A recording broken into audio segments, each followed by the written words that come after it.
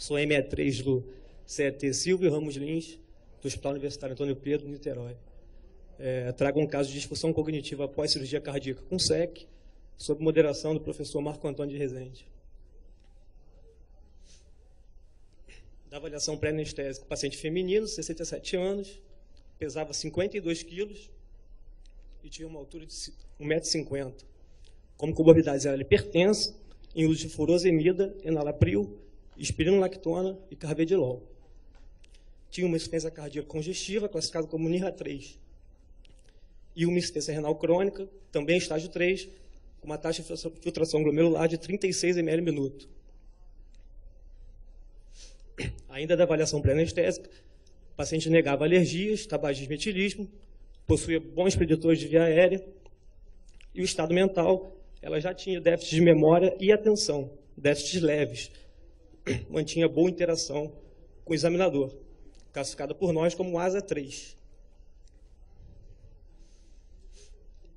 Portanto, diagnóstico de insuficiência mitral com refluxo grave, a proposta cirúrgica era o implante de válvula mitral biológica sob anestesia geral balanceada.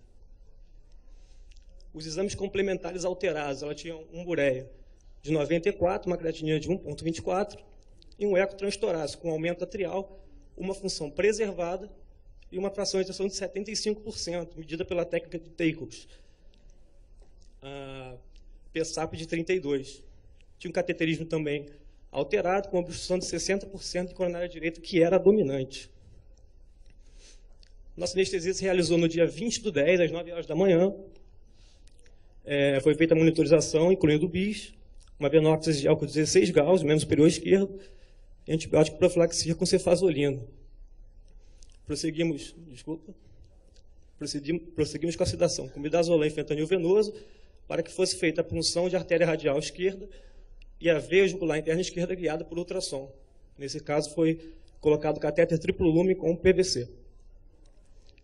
Prosseguiu-se com a indução anestésica, com fentanil 250 microgramas, etomidato 15 miligramas e cisatracúrio 10 miligramas venoso.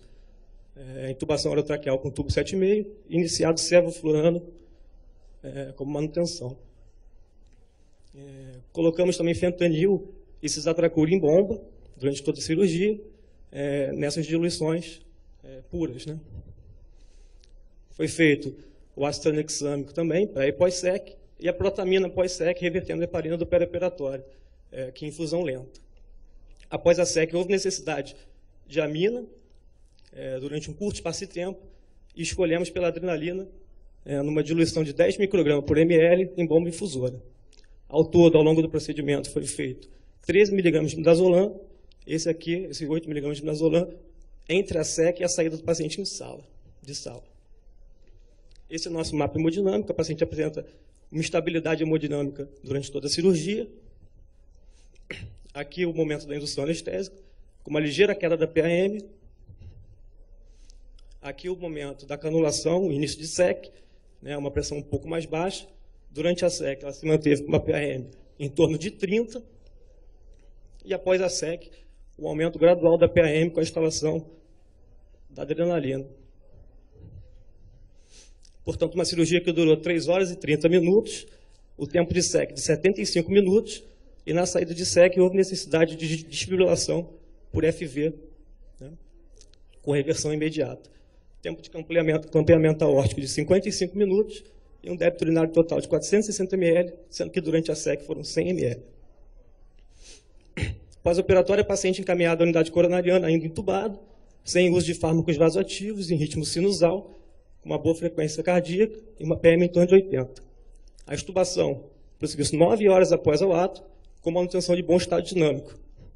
E aqui vale a pena falar que esse tempo foi um pouco maior do que o tempo que a gente tem experimentado das extubações em cirurgia cardíaca. A gente tem extubado o paciente em torno de 3 a 6 horas.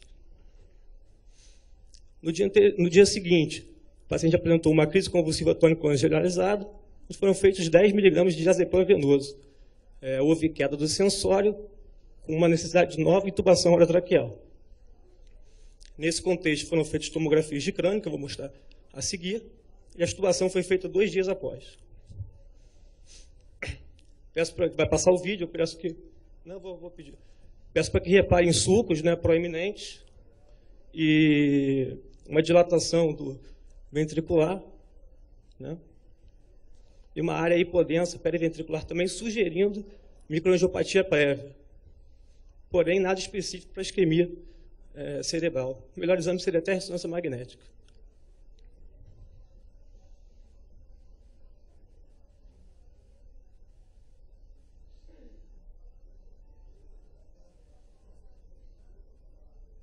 Portanto, uma tomografia inespecífica para qualquer evento agudo.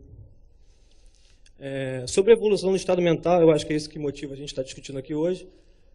O paciente iniciou no pré-operatório com déficit leve de memória, porém possuía uma interação completamente normal com o examinador, um déficit de memória leve. No pós-operatório imediato, antes de experimentar o evento convulsivo, ela apresentava pouca interação e momentos de agitação, com necessidade de contenção ao leito. E o nosso foco principal na difusão cognitiva, nesse momento, após a convulsão, esse período durou em torno de 7 a 10 dias, né, onde a paciente apresentava uma apatia mais preeminente, um distúrbio de memória e atenção um pouco mais grave, né, um déficit claro de linguagem e a dificuldade de realização de associações lógicas. No segmento do caso, houve melhora lenta e progressiva nos próximos 30 dias. Como eu falei, a ênfase, nesse momento aqui, do nosso segmento. O paciente teve alta para casa no dia 35 de internação hospitalar, clinicamente estável e com um estado mental muito semelhante ao pré-operatório. Aqui eu deixo um slide para a nossa moderação. Obrigado.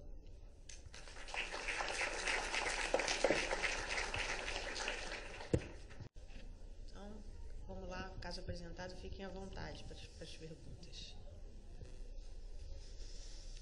Ana Cristina. Marquinhos, qual a dose de adrenalina? Gostei de ver essa Adri aí, hein? Gostei mesmo. Que dose que ficou essa infusão aí de Adri? Você tem ideia? Na verdade, a bomba de infusão ela é montada e, de acordo com a necessidade hemodinâmica, às vezes de resgate, ela não fica durante o perioperatório. Na hora do desmame de SEC, sim, às vezes um pouco mais de tônus, o volume que está voltando do circulatório, sangue, você às vezes faz. Não chega às vezes a 0,1, 0,05, 0,1. Você vai titulando na bomba de infusão uma solução de 10 microgramas por ml em bomba de infusão. Você considera, assim, em termos de estratégia anti-inflamatória, você acha que foi incluída alguma estratégia nesse sentido? Vocês usaram algum recurso nesse sentido que poderia ter usado? Eu vou dizer o que eu converso normalmente com os cirurgiões cardíacos. Quem faz a melhor proteção na cirurgia cardíaca é o condicionamento do cirurgião cardíaco. Na verdade, é inútil você achar que a sua anestesia vai salvar o paciente da ponte da revascularização. Salvar imensamente, eu digo. Mas o efeito anti-inflamatório, a proteção cardíaca, evitando-se hipofluxo, evitando alguns momentos da SEC, em que você não é apenas alguém que vai observar, você vai participar. Não é só o perfusionista que vai tocar e dizer o que vai acontecer. Eu acho que mais importante do que o enfoque da discussão da inflamação e da disfunção endotelial, uma vez que, ainda que você queira não levar em conta, não sou eu que digo, são os livros, que nesse cenário, o que é determinante aqui é o contexto de uma cirurgia cardíaca. Indiscutivelmente, de uma paciente com a idade nem tão avançada, de 67 anos, mas que tem manipulação de canulação, ela tem a manipulação daquela gordura, uma microembolia aérea possível, manipulação da aorta ascendente, manipulação de gordura que vem epicárdica, muitas vezes, com tomografia normal. Então, você fica diante de uma encefalopatia, que justificaria por si só essa convulsão, ou de um quadro. Não é? A encefalopatia é o quê? É disfunção evolutiva, é hipofluxo.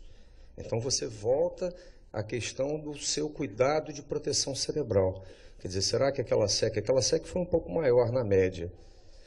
Trabalhos antigos falavam em SEC, por exemplo, você vai chegando a pacientes de 80 anos submetidos à SEC, diziam que tanto melhor seria se a sua PAM fosse próxima de 80 milímetros, digamos assim, de 70, em torno de 70 milímetros. E nós sabemos que isso não é tão fácil.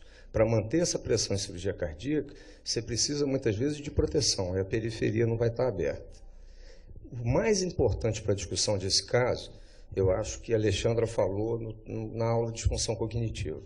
Que teste neurocognitivo foi feito nessa paciente para eu poder ter autoridade de dizer que ela tem uma disfunção no pós-operatório, que ela tem uma disfunção cognitiva que muitas vezes é medida semanas a meses após o acontecimento.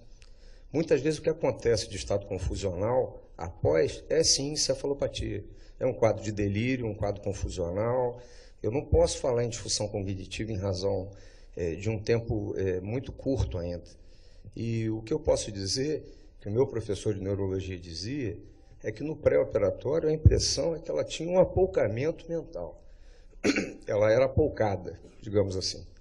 Ela não... A senhora já operou o quê? Não, eu operei... eu não sei, eu acho que eu operei o útero. Essa foi a nossa observação preliminar no contexto. Então, o teste neurocognitivo, seja um mini-mental modificado, me daria subsídio para eu poder dizer, não, olha, o que está acontecendo caminha por aqui. E falar da lesão e da proteção, silenciosa ou não dessa lesão que pode acontecer em cirurgia cardíaca. Na verdade, esse apoucamento aí cerebral prévio, isso já é um indício de apoptose. Essa paciente já tem, ela é uma coronariopata, ela tem doença arterial coronariana, ela é uma inflamada crônica. Quando você discute qualquer paciente com idade avançada, muitas vezes você fica no limite entre a demência subclínica que o paciente tem, ou um quadro depressivo, que já pode ser um sinal de um quadro demencial que você desconhece, e a evolução. Ou seja, se você não tem, isso é parte do diagnóstico. A gente já discutiu o caráter multifatorial, transitório. A grande questão é saber que paciente é esse que eu tinha no pré-operatório e o que eu vou entregar. Sim, mas agora, um outro aspecto muito importante da disfunção cognitiva é que existem dois tipos do delírio pós-operatório. O hiperativo e o hipoativo. O hiperativo, por isso é que a incidência é muito maior, porque o foco é no hiperativo, é aquele velhinho que agita, amarra ele no leito, esse chama a atenção de todo mundo. O problema só que esse aumento de mortalidade de longo prazo, inclusive, está associado principalmente ao delírio hipoativo, que passa despercebido, e isso é disfunção cognitiva, e isso é delírio. Então, com certeza a incidência é muito maior, e eu não consigo, Marquinhos, ficar nessa zona, assim, como vou dizer assim, não, isso é do cirurgião. Tem um editorial maravilhoso, eu acho que é da Patrícia Lavandome, anestesióloga de 2012, se não me engano, fevereiro, que questiona exatamente isso. O que o anestesista pode efetivamente fazer na cirurgia cardíaca em termos de proteção, diminuindo as complicações de pós-operatório? Olha, eu não digo zona de conforto, não, porque eu não me sinto confortável fazendo anestesia de cardíaca. Você não consegue ficar em nenhum momento confortável, pouco tenso. E isso é bom também. Talvez a minha glicemia ou a minha adrenalina seja maior que a do paciente, porque a minha preocupação é fazer uma boa proteção. Mas do aspecto de inflamação de todos aqueles que você divulga, dos alfa-2 agonistas, sulfato de magnésio, lidocaína, a nossa opção por não realizar uma peridural torácica, que realmente é diferente. É uma outra proteção, a extubação precoce. E o que fugiu um pouquinho das 6 horas do fast track é que ela foi estubada em 9 horas. Foi um pouco mais. Se você olhar o somatório de dose de benzodiazepina, foi pequenino, uma dose pequena antes da artéria da veia profunda, até a indução. O que teve foi uma dose maior de opioide, lógico, esperando a esternotomia. Desde que dá uma palavra. Não, é só um meio de campo, porque, embora a minha casa seja o INCA, eu, no momento, trabalho no Laranjeiras. Então, eu tenho a possibilidade de ver a abordagem nesse aspecto anti-inflamatório, tanto no doente oncológico, que é onde eu realmente me sinto à vontade, quanto no doente da cirurgia cardíaca. São contextos absolutamente diferentes. A gente não tem realmente como extrapolar o que a gente faz no doente oncológico e achar que a gente pode usar isso nessa estratégia para o doente cardíaco de esternotomia. É uma situação em que o paciente é submetido a uma condição de circulação crítica, com oxigenação crítica, toda uma fisiologia alterada. Temperatura crítica. Temperatura crítica, ou seja, uma homeostase absolutamente rachada, né, porque a homeostase do doente foi para o saco, na SEC, Então, realmente é uma situação em que a nossa Você tem que anestesia... tirar ele da SEC. Tirar da Ele tem SEC que eu sair. acho uma arte, né? E eu digo isso porque eu não me sinto à vontade. Eu sou lá quase uma residente. Mas, velha, tudo bem, mas uma residente. Mas são contextos muito diferentes e eu vejo isso muito, esse paralelismo oncológico e cardiológico muito legal, por isso eu fiz questão de trazer 2 casos, um de oncologia e um de cirurgia cardíaca, que são contextos muito diferentes. A gente não pode raciocinar em relação aos adjuvantes como a gente raciocina no câncer, na cardíaca. Não tem como. Quem faz cardíaca sempre sabe disso. Eu queria dar só um depoimento que eu tive de uma colega de São Paulo, que faz cardíaca, de um hospital que eu fui fazer uma demonstração de multimodal lá, e ela, agora no Copa, ela veio falar comigo, Ana, todos os casos ruins hoje, nesse hospital, um hospital grande, tem um movimento grande, todos os casos eu faço, porque eu tenho tido resultados que eu nunca consegui ter em cardíaca. Simplesmente por ter acrescentado dexmedetomidina. Então, eu compreendo, assim, eu recordo, inclusive, quando eu rodei lá em Laranjeiras, e era, inclusive, uma época em que assim, não se tinha esse conhecimento, né, em relação, inclusive, Ana, eu a preciso isso. de frequência na saída da SEC. Sim, mas tem Eu várias preciso maneiras. de Não, gente, olha só. Olha Você só. pode fazer. Não, olha só, eu não estou só falando. que você vai fazer uma dose, talvez, que Claro, não seja a mas dose... sim, eu não estou falando impossível abolir opioide em cardíaca, impossível, não é isso. Agora, alguma coisa a gente tem que fazer, porque a gente já tem substrato de conhecimento suficiente para acrescentar. Ajuste de dose, o momento de entrar alguma coisa, mas alguma coisa a gente tem que fazer. E esse editorial da Anesthesiology, ela fala da peridural, em que ela questiona, inclusive, é muito macha, que ela fala o seguinte, ficam com medo de hematoma peridural, mas não tem medo da disfunção cognitiva, da fibrilação atrial no pós-operatório. O hematoma peridural desfecho de basta relação. um. Pois Você só precisa ter mas um é isso na que sua ela vida. questiona, é muito imediato, bacana. né? Sim, não, e bota direto na nossa conta. O resto dá para disfarçar, e esse é o problema. Calma, falta um minuto. Bom, então eu vou encerrar. Então a gente vai encerrar esse módulo e vamos continuar com a doutora Ana Cristina Denise.